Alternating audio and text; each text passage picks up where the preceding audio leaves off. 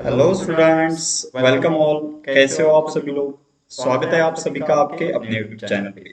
तो आज के इस पर्टिकुलर शॉर्ट सेशन में बेटा हम लोग देखने वाले हैं what is meaning of converse, inverse and contrapositive. देखिए, जब भी हम लोग मैथमेटिकल लॉजिक ये पर्टिकुलर टॉपिक पढ़ते बेटा, इसमें बहुत ही इंपॉर्टेंट टॉपिक आता है named as converse, inverse and Contra positive.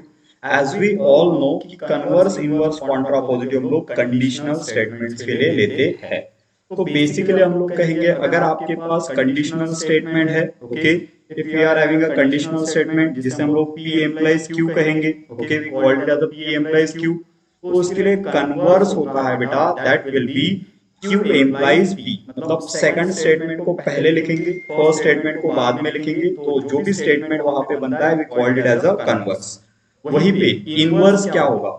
तो इनवर्स होता है बेटा आपका negation of first statement, okay, negation of first statement implies negation of second statement. मतलब जो गिवन स्टेटमेंट है उसमें अगर हम लोग दोनों स्टेटमेंट का निगेशन लेंगे तो we will obtain the term named as inverse. और वहीं पे कॉन्ट्रा पॉजिटिव होगा बेटा आपका what we say negation of second statement, okay, second statement का निगेशन एम्प्लाइज फर्स्ट स्टेटमेंट का negation. So this is how we are having a statements as converse, inverse and contrapositive. Let us try to understand this by means of example. Example के through इसको समझने की कोशिश करते हैं। तो मान लीजिए बेटा आपके पास एक स्टेटमेंट है which is as स्टेटमेंट आपके पास कुछ इस तरह से है। आपके पास क्वेश्चन है बेटा, right the converse, inverse and contrapositive. Okay, आपको लिखना है basically converse, inverse and contrapositive for the statement if a man is happy, if a man is happy then man is rich। तो पहली बात तो बेटा ये if then में है, if then में है, ओके, if और then के फॉर्म में है। मतलब हम लोग कहेंगे this will be a conditional statement, ये कंडीशनल स्टेटमेंट है। यहाँ पे जो फर्स्ट स्टेटमेंट है बेटा, इस फर्स्ट स्टेटमेंट को हम लोग कहते हैं पी, सेकंड स्टेटमेंट को हम लोग कहेंगे क्यू। तो देख लीजिए हम लोग यहाँ पे पी और क्यू मार्क कर रहे हैं। So we are having P statement as man is happy, we are having Q statement as, Q statement हमारा मैन इज रिच। वही अगर दोनों का निगेशन हम लोग लिख लेते हैं तो जस्ट उनमें नॉट इंट्रोड्यूस करना है तो आपके पास निगेशन बनेगा। अ man is not happy will be a negation P and man is not rich will be a negation Q. और जैसे कि हम लोगों ने अभी डिफाइन किया है कि हम लोग कन्वर्स किस चीज को कहते हैं, तो कन्वर्स होगा आपका क्यू एम्प्लाइज पी। मतलब फर्स्ट स्टेटमेंट को बाद में लिखे, सेकंड स्टेटमेंट को पहले लिखे, that will be your converse. देख लीजिए जो सेकंड स्टेटमेंट का था उसको पहले लिखा if a man is rich, okay, और फर्स्ट स्टेटमेंट को बाद में लिखा ही इज हैप्पी, तो that will be your converse. ये बन जाएगा बेटा आपका value for the converse.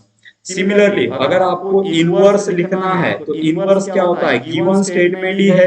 Inverse is nothing but in given statement, बस उसमें नॉट इंट्रोड्यूस कर दीजिए, that is negation P implies negation Q.